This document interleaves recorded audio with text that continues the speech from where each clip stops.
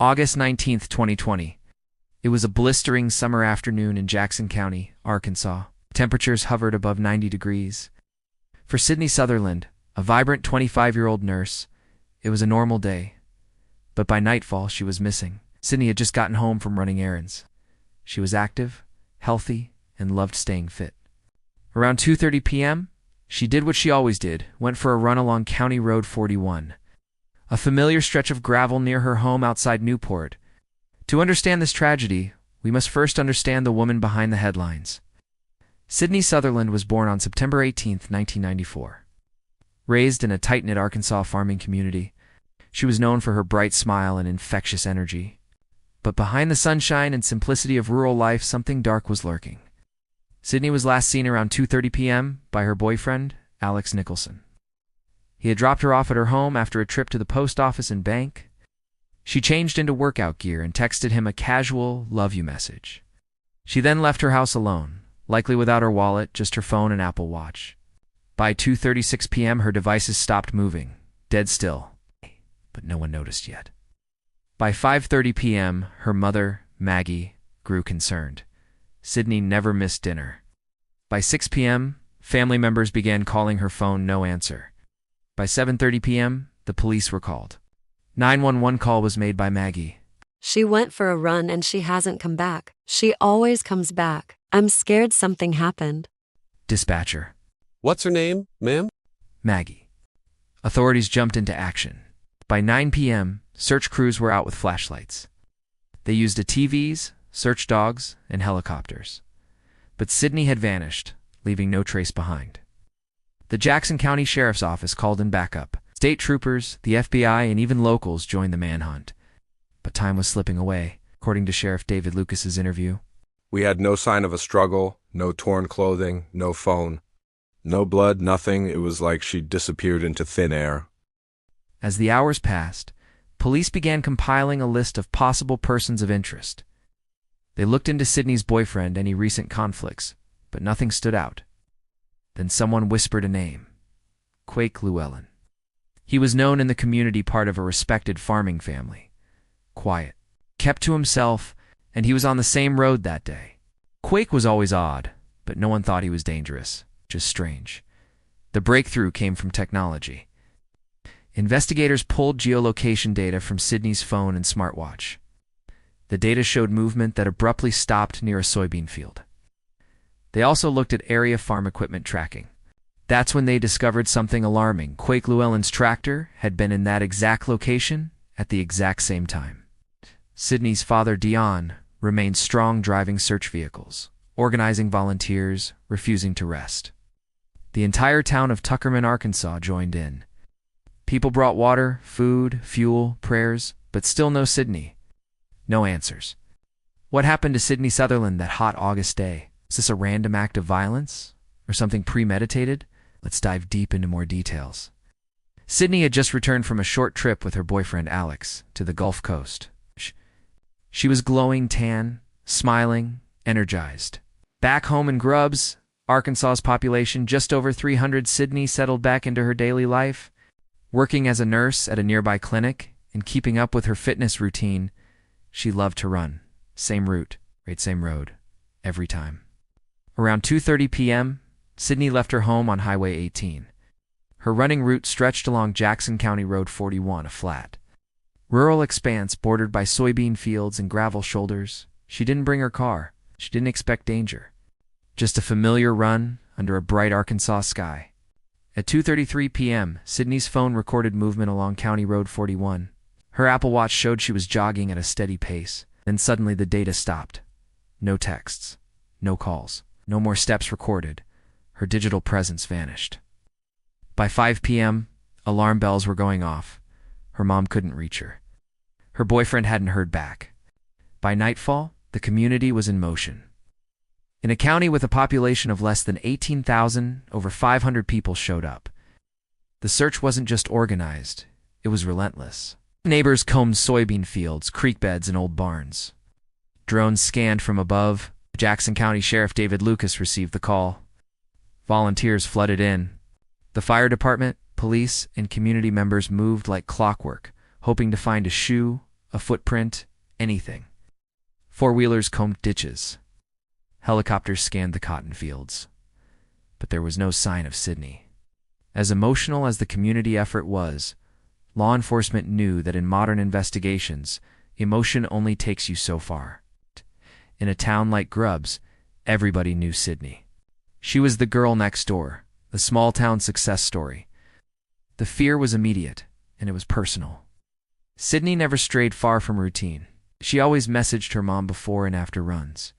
She always returned home. She never disappeared. Leads poured in. Most were dead ends, but every call, every whisper had to be followed. Sydney's boyfriend Alex was overcome with emotion during a plea to the public. Though cleared early, Alex still felt the weight of suspicion from some in the community. That's how it works. Until someone is found, everyone's a suspect. Theories began to swirl. Was it a stranger? A stalker? Could it be someone she knew? Someone local? A farmer working on nearby land reported seeing a white pickup truck speeding away from the gravel road near where Sydney's phone last pinged. It wasn't unusual to see trucks around here, but the timing, unsettling. The driver wasn't familiar to the farmer. He'd never seen that truck before. It was the first solid lead, and investigators would soon discover that wasn't the last time the truck would appear. Jackson County is rural, isolated. Vast stretches of farmland, broken up by dirt trails, irrigation ditches, and pockets of dense brush. Perfect hiding grounds. To an outsider, it looks peaceful. But for someone with dark intentions, it's a perfect place to make someone disappear. Criminal profilers warn. Routine is a killer's best friend. The more predictable a victim, the easier the trap. And whoever took her knew exactly when to strike. The first 48 hours are critical. After that, the chances of recovering someone alive drop significantly. With that in mind, law enforcement went into overdrive. More drones, more dogs, more press. By day 2, the urgency had turned to dread. Flyers wallpapered every storefront. Police blocked roads. Residents armed themselves. Rumors flew like wildfire. This wasn't just a missing person, this was a hunt. But for what? Or for who? From 2:33 p.m., the time her phone went dark, to 5 p.m., when her disappearance was officially reported, 3 critical hours passed. That's all the killer needed. During those 3 hours, Sydney Sutherland, beloved daughter, nurse, runner, vanished from the face of the earth. But the clues she left behind? They were about to expose a monster hiding in plain sight. That night, search crews scoured fields and roads with dogs, helicopters, and flashlights. Sydney's car was still at her house. Her running route empty. Her Apple Watch offline. The first real clue was haunting. Sydney's shoe, lying in a ditch, dirty, torn, was enough to change everything. This wasn't a lost hiker. This was now a suspected abduction. By morning, the town was in a full-blown crisis. Roadblocks, helicopters, and volunteers blanketed the area. Facebook exploded with missing posters. Hundreds of people joined the search. But deep down, they feared the worst. Within 24 hours, it was clear something had happened to Sydney Sutherland, and someone in the town might know exactly what it was. He was known around town Quake Llewellyn, a 28-year-old local farmer from Jonesboro, Arkansas. At first glance, just another face in the fields. But beneath the ordinary lurked something chilling. Born and raised in Arkansas, Quake Llewellyn came from a well-established farming family. He had a quiet demeanor, never too loud, never too reckless, the kind of man you'd wave to while passing a cotton field. But according to multiple behavioral experts, Llewellyn fits the profile of what's called an opportunistic predator, someone who appears non-threatening, but can strike with terrifying spontaneity. At 2:39 p.m., Sydney's iPhone stopped moving. It wasn't turned off. It had simply stopped. Her heart rate monitor on her Apple Watch registered a sudden drop, suggesting a massive trauma. At that exact time, 2:39 p.m., Quake Llewellyn's cell phone also pinged nearby. He claimed to be checking his fields, but phone data would soon prove otherwise. Llewellyn later claimed he didn't see Sydney, and he changed his story, saying he saw her running. Then again, that he waved at her. Each interview chipped away at the truth. Investigators were suspicious. By day 4, the air in Jackson County was heavy. Investigators dug deeper into Quake's movements on August 19th. What they found was damning. Llewellyn's tractor was equipped with GPS tracking for farming efficiency. They subpoenaed GPS data from both Llewellyn's truck and his smartphone. But on the day of Sydney's disappearance, those records told a story of detours. Idle times and an off-route stop right near County Road 41. What they found was damning. For 57 minutes, Quake Llewellyn was unaccounted for in a remote area with no reason to be there. When his truck returned to motion, Sydney's phone never did. It wasn't until the FBI got involved that Llewellyn's carefully constructed lies collapsed. Under hours of interrogation presented with GPS maps, forensic soil samples, and time-stamped data, he finally cracked. He admitted seeing Sydney jogging. He turned his truck around, said he hit her accidentally. But then he did something no accident can explain. He loaded her into his truck. He drove her to a secluded field, and there he raped her. Afterward, to cover his crime, he killed her and buried her in a shallow grave beneath a rice field. He then washed off, drove home, ate dinner with his family, while the community lit candles and prayed for Sydney's safe return. Llewellyn's confession was sickening, but investigators needed proof beyond words. They combed the field he described, and what they uncovered was heartbreaking. Her body was found buried beneath just 10 inches of soil. Her shoes, smartwatch, and parts of her clothing were scattered nearby. The condition of her body confirmed Llewellyn's horrific confession. DNA evidence was collected from her clothing and body. The DNA sample was clear, and soon, a match would blow the case wide open. The DNA match came back fast, according to medical examiner's statement. Cause of death: blunt force trauma to the head. Evidence of sexual assault was confirmed by DNA. But most telling was the soil beneath her fingernails. She had fought hard. While the town gathered for vigils and prayer circles, Llewellyn helped search for Sydney. He told others he hoped she was okay. He even posted on Facebook. It's the same tactic used by narcissistic killers who insert themselves into the narrative trying to feel control over the situation they created. His reasoning? Said he didn't know why. He didn't know what came over him. The community reeled. Quake Llewellyn wasn't an outsider. He was a local, born and raised in Jackson County. The betrayal ran deep. Friends who once trusted him were now speechless. Parents warned their daughters. Women who had once waved at him from porches now locked their doors. He had no previous criminal record, but his internet search history suggested otherwise. Search histories, deleted files, hidden messages. Investigators unearthed a side of him that no one in his family, not even his wife, claimed to know. Had he been hiding violent impulses all along, due to the nature of the crime and its proximity to federal land? The FBI became involved. Llewellyn was charged federally with kidnapping resulting in death. He pleaded not guilty at first, but the evidence was overwhelming. In 2021, he changed his plea to guilty. No trial, no questions, just a silent courtroom, a grieving family, and a lifetime prison sentence handed down without mercy. Justice, some said, had been served. But others wondered how many signs had been missed. Could this have been prevented? The courtroom was packed. The air crackled with tension. Sydney's family sat in the front row, opposite them. Quake Llewellyn, formerly a neighbor, now a convicted killer. What followed would test the limits of justice.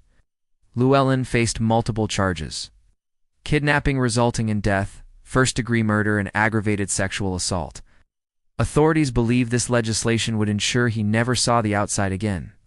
As the prosecution began, they presented both confession evidence and forensic proof DNA. GPS logs, phone data, and Llewellyn's admission. The prosecution opened with a chilling statement. Ladies and gentlemen of the jury, you will see evidence that the defendant confessed. You will hear how he methodically planned what to say. You will hear pain, desperation, and, most of all, truth. The defense tried to reframe Llewellyn as mentally unstable, someone who made mistakes. But prosecutors called bluff. Evidence poured in. Sydney's DNA under Llewellyn's fingernails. Blood spatter in his truck. Victim's phone GPS match. Tractor log metadata. It was a digital and biological avalanche. Then came the autopsy exhibits. Blunt force wounds to the skull. Injuries inconsistent with an accident claim. The medical examiner painted a brutal picture. This was an execution. A targeted attack carried out with intent. The prosecution then called Sydney's family to the stand. Their testimony, raw and heartbreaking, made every jaw tighten. Maggie Sutherland interviewed in court. My daughter was the light in my life, and this monster stole her. Her father, Dion, delivered a stunned and broken statement. He murdered my baby. He stole her future from me. I want him to never walk free again. The court hushed. You could hear a pin drop. After 2 days of deliberation, the jury returned with their decision. Guilty on all counts. There were tears. Some embraced, some left silent. Justice, they said, had been served. Sydney's killer was behind bars. The gavel had fallen. Community exhaled. But even with prison walls holding Sydney's killer, the impact of her loss reverberated far beyond the courtroom. Sydney's parents, Maggie and Dion, faced an unimaginable reality. Life without their daughter, but they chose a purpose beyond grief. According to Maggie's statement at a press conference, I don't want another mother to go through this pain. We're starting the Sydney Sutherland Foundation to educate and protect. Jackson County rallied. Memorial Garden was planted in Sydney's honor. Scholarships were awarded in her name. The town's sorrow turned to solidarity. Sydney's case spurred legislative action. Safe running programs, community watch groups, and GPSAP advisories became the new norm for thousands. The case opened questions about digital forensics and how rapidly GPS and DNA evidence can both capture truth and change investigations. A grieving town found strength in action. Sydney's story became a national call to care, protect, and not take routine safety for granted. Sydney Sutherland's life ended far too soon, but her loss sparked change in vigilance. Her cautionary tale reminds us, safety matters, awareness matters. Her story can still save lives. If this story moved you, subscribe to the Crime Decoder. Help us shine light on untold truths.